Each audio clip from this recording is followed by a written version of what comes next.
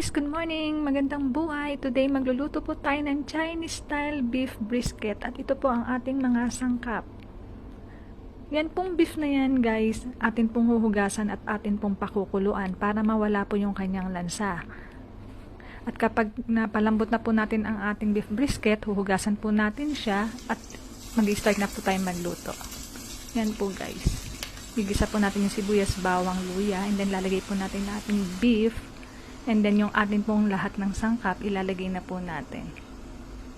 Then after po nyan, dadagdagan po natin siya ng kaunting tubig para makatulong uli sa pagpapalambot ng baka para po pumasok po yung ating timpla. Atin pong pinanimpla. Yan po siya. Kapag malambot na po guys, ito po, lalagay na po natin ang white radish o ang labanos. Yan po guys. Malambot na po yan guys. Masarap po yan. Ito po ang ating Chinese style beef brisket. Siguradong mapaparami po kayo ng kain ng kanin. Thank you for watching.